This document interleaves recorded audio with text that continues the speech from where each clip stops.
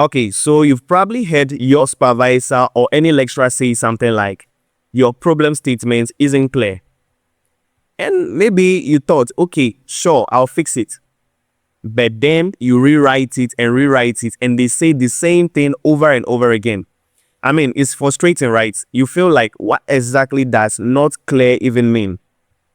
Well, we are going to break that down in this session today. Because most students get this feedback all the time. You are not alone. And the reason this keeps coming up is not because you are bad at writing. It's because there is a big difference between a topic and a research problem. And knowing that tiny difference changes everything. So here is the deal. When someone says your problem statement isn't clear, what they really mean is that after reading it, they don't know three key things. And these three key things are questions that your problem statement is supposed to answer. So what are these three key things? The first is, what exactly is the problem? Your problem statement is supposed to answer this question. And the second key thing is, who is affected and in what context? And the third key element is, why does this problem matter? If even one of these is missing in your problem statement feels vague, completely vague. And no matter how polished your sentences or grammar is, your reader is left thinking, okay, so what? Because they are left unfulfilled after reading your problem statement. Let's look at an example. You write something like, social media affects students negatively, or there are many challenges in education today, or even something as simple as climate change is a major global problem. I mean, these sentences are true in a way, but they are just topics, not problems. They are broad ideas and not something specific and researchable. So, Mackay, what exactly do these supervisors want? What your supervisor really wants is a problem that is focused, researchable, and meaningful. Something with these key elements I'm about to say right now.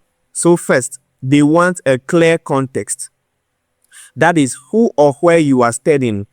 And second, they want a specific gap or issue. That is what we don't know yet. And thirdly, they want evidence that the problem exists. Because you can't just bring out this issue out of thin air. So they want something to support why this matters.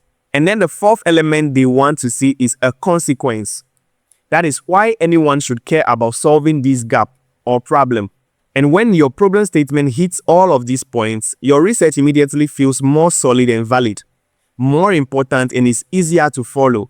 So how do we do this in a way? How do we get to a meaningful research problem statement? Here is a simple trick I use with my colleagues and most students all the time. I call it the context to problem to consequence formula. It's very simple. So the context here is talking about where and who you are talking about.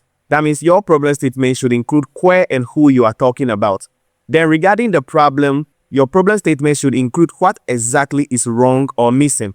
And then let's talk about the consequence. Here you need to state why this gap matters. So let me show you what I really mean with one of our examples. Let's use our social media example. So a very bad problem statement can be something like, social media negatively affects students. So this is too short and it's very, very vague because we don't know which students, what kind of social media, or why this even matters. But let's apply the context to problem to consequence formula. After applying that formula, we could have something like, despite the widespread use of social media among first-year university students in Kenya, little is known about how daily short-form video consumption affects student sleep quality. This gap limits universities' ability to design effective digital well-being interventions. You see the difference here? Our problem statement now is specific, researchable, and meaningful because you've defined the problem, given context, and explain why it matters. And this is all your supervisors want. They want clarity. So if you've written your problem statement or you are in the process of writing it and you want to just quickly tell if your problem statement is still unclear or not, here are some red flags you should use to evaluate yourself against. So the first red flag is that it could fit 100 different projects. Let's be real, if your problem statement could relate to 100 other research projects, then it is still unclear. Your problem statement should not be a one-size-fits-all. It should be specific to that problem you are trying to address. Then the second red flag is that you didn't mention a specific group, place, or context. Let's be for real. You should personalize your problem statement to the problem. So if you didn't mention a specific group, place, or context, then your problem statement is still unclear. Then the third red flag to watch out for is that there is no clear gap. That means you've not stated what we don't know yet. So your problem statement should state something that we don't know yet. That is the research community don't know yet. Then the fourth red flag is that there is no consequence. The consequence is just talking about why anyone should care about this gap or problem that you are trying to introduce to us. So if you see any of these 4 red flags, that means it's time to rewrite your problem statements. And over the course of this video, I've already talked about what to actually look out for. But again, let's break this thing down in simple steps so that you can still go through and have a killer problem statement. So this is just a 5-minute exercise you can even try today.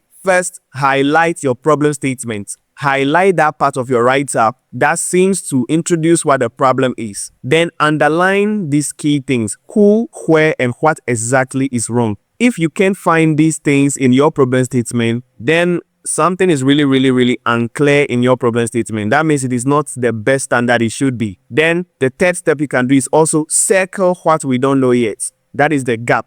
If your problem statement doesn't have any gap, then it is still unclear. Then the fourth step is to add one sentence about why this gap matters. And then the fifth step you can also take is to rewrite the problem statement using the context to problem to consequence formula I discussed previously. And trust me, just doing this all in once can completely transform your problem statements. So next time someone says your problem statement isn't clear, don't panic. You are not really failing. You are just being asked to turn a broad topic into a very sharp and researchable problem. So give it a try, and I promise you your next draft will feel way stronger, and your supervisor will even be impressed. Alright, that is it for today. I love to hear your comments and thoughts on what else you are struggling with. All the best in your thesis journey.